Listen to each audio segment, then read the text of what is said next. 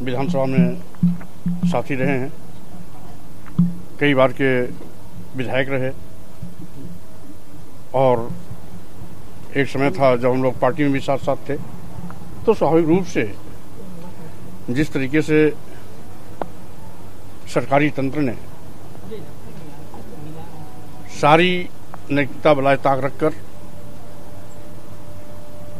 उनके साथ घटिया मानसिकता के साथ काम किया है, अत्यंत निंदनीय है। आज पूरे प्रदेश में सरकारी अराजकता का बोलबाला है। न्यायपालिका भी सरकारी अराजकता के सामने घुटना टेक चुकी है। जो काम न्यायपालिका को करना चाहिए आज सरकारी तंत्र खुद सरकारी गुंडा तंत्र के बलबूते उस काम को अंजाम देने में लगी हुई है। हम अपराधी हैं या नहीं हैं, ये फैसला न्यायपालिका को करना होता है। न्यायपालिका दंड भी सुनिश्चित करती है किसे क्या दंड दिया जाना है, लेकिन आज न्यायपालिका को भी दरकिनार कर जिस तरीके से उत्तर प्रदेश की सरकार अराजकता के रास्ते पर आगे बढ़ रही है, कानून व्यवस्था पूरी तरीके से ध्वस्त हो चुकी है, कानून नाम की कोई चीज नहीं रह गई है। और मुख्तार अंसारी जी ने जिस तरीके से जेल में जहर देने का आरोप लगाया था, यहां तक कि माननीय सर्वोच्च न्यायालय में उनकी याचिका भी इस आशय की पड़ी हुई है।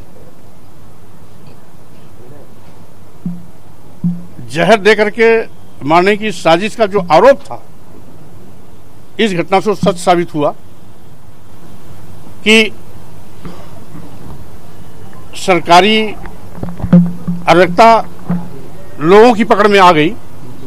एक और डॉक्टरों की टीम मुख्तार अंसारी जी को फिट बता करके अस्पताल से डिस्चार्ज कर रही है, जेल भेज रही है, और कुछ ही घंटे बाद दिल का दौरा पड़ना इस बात को साबित करता है कि वो अस्वस्थ थे, पूरी तरीके से अस्वस्थ थे, उनको अस्पताल में रहना चाहिए था।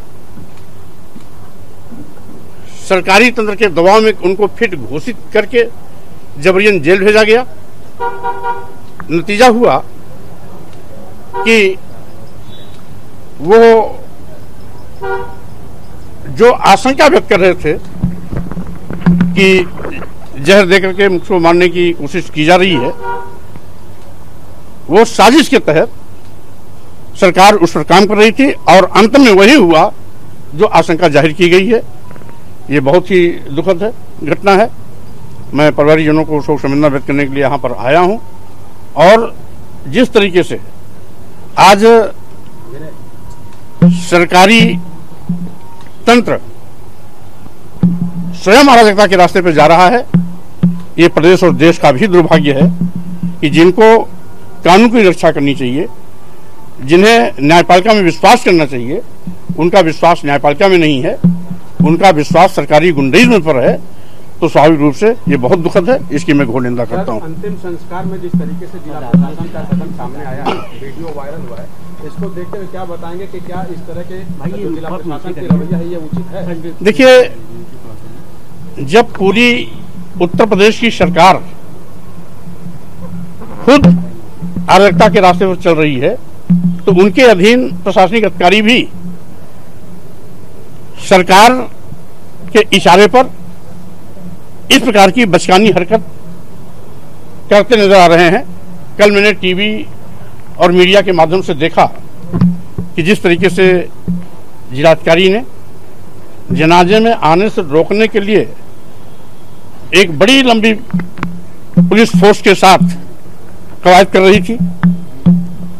यहाँ तक कि अफजाल अंसारी साहब जो सांसद भी हैं, आप भी कई बार विधायक रहे, सांसद इसके पहले भी रहे, वर्तमान में भी सांसद हैं, इनके साथ जिस बेहूदगी से जिलाधिकारी बात कर रही थी, हम समझते हैं सारी मर्यादाओं को बलाए ताक रख करके सरकार और सरकार के अधिकारी मनमानापन और अराजकता के साथ लोगों के साथ दुर्व्यवहार कर रहे हैं और लाखों की उमड़ी हुई भीड़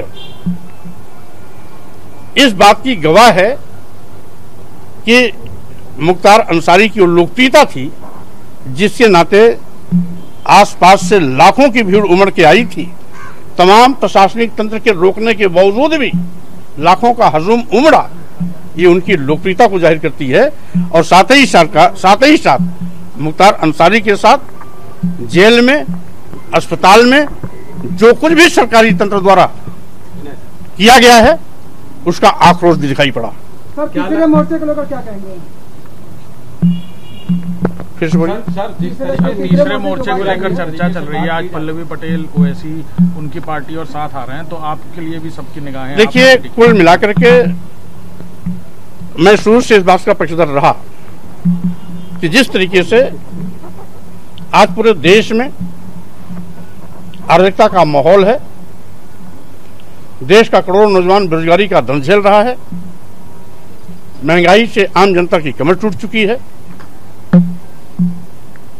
किसानों को एमएसपी का लाभ तो मिला नहीं, अलबत्ते उन पर लाठियां भाजी जा रही हैं, रास्ते में कील कांटे बिछाए जा रहे हैं, ड्रोन द्वारा हमले किए जा रहे हैं, रबर की बुलेट दागी जा रही है। ऐसा लगता है किसान अन्नदाता भगवान नहीं, इस देश का दुश्मन बन गया है। दुश्मनों जैसा व्यवहार भाजपा की सरकार किसानों के साथ कर रही है। वहीं पर जो छोटे और मध्यम व्यवसायी हैं, पहले इनका जीएसटी के माध्यम से शोषण हुआ, अब जीएसटी संबंधित सारे मामले ईडी को सौंपकर उनके कमर तोड़ने की तैयारी कर ली गई है। आज ये पहली ऐसी विफलतम सरकार है और जो देश की राष्ट्रीय संपत्ति, राष्ट्रीय संपदा और सरकारी विभागों को बेचने का पाप कर रही है। पहले की केंद्र की सरकारें निजी क्षेत्रों का राष्ट्रीयकरण करती थी जिससे कि नौजवानों के लिए रोजगार के रास्ते खुलते थे। आज ये पहली ऐसी असफलतम सरकार है जो देश की सरकारी विभागों को बेच रही है। जैसा कि आप जानते हैं भी हैं, देश के सभी बंदरगाह बेच दिए गए, एयरपोर्ट बेच दिया गया, एयर इंडिया बेच दिया गया, सभी रेलवे स्टेशन बेच दिए गए, कई दर्जन ट्रेनें बेच दी गई, LIC जैसी बड़ी संस्था जिसमें लाख लोग काम करते हैं उसको भी बेच दिया गया। यानी जिन सरकारी विभागों में नौजवानों को सरकारी नौकरियां मिलने की उम्मीदें हुआ करती थी, ये उन नौजवानों की उम्मीदों का भी गला घोट रहे हैं। और हम समझते हैं यह केंद्र की सरकार, भाजपा की सरकार, ईस्ट इंडिया कंपनी से भी बदतर सरकार है।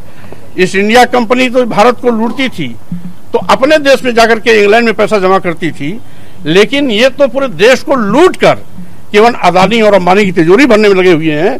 तो स्वाभाविक रूप से इस सरकार की जवाबदेही देश की जनता के प्रति नहीं, अदानी और अंबानी के प्रति है। और यही कारण है कि सारी की सारी देश को लूट का माल अदानी और अंबानी के हवाले किया जा रहा है। शासन सत्ता को लेकर आपके द्वारा एक ट्वीट की गई है, उसको लेकर क्या बताएंगे? और कहा यह जा रहा है कि स्वामी प्रसाद मौर्य अपने खुद पार्टी के 2 प्रत्याशियों को, जिसमें खुद भी आप शामिल हैं, स्वाभाविक रूप से मैं इंडिया अलायंस का सहयोगी था, आज भी हूं, आगे भी रहूंगा, क्योंकि हमारा मकसद है कि जिस तरीके से आज संवैधानिक मान्यताओं को खत्म किया जा रहा है, अनुसूचित जाति, अनुसूचित जनजाति, पिछड़ों का आरक्षण शून्य निष्प्रभावी किया जा रहा है, लोकतंत्र को कुचला जा रहा है, लोकतंत्र को खत्म करने के लिए विपक्षी पार्टी के नेताओं के खिलाफ ईडी, सीबीआई, इनकम टैक्स का दुरुपयोग किया जा रहा है। कई दर्जन नेताओं को बिना अपराध तय हुए जेल छूट दिया गया है। 2 मुख्यमंत्रियों को भी उसका शिकार होना पड़ा है। अभी हेमंत सोरेन जी और केजरीवाल जी इसके ताजे उदाहरण हैं। तो स्वाभाविक रूप से हमारी मान्यता है कि संविधान बचाओ, संविधान बचाओ, बीजेपी हटाओ, लोकतंत्र बचाओ, बीजेपी हटाओ, देश बचाओ, बीजेपी हटाओ। इसलिए हम इंडिया अलायंस को सशक्त बनाने की दिशा में पहले भी काम कर रहे थे, आज भी कर रहे हैं।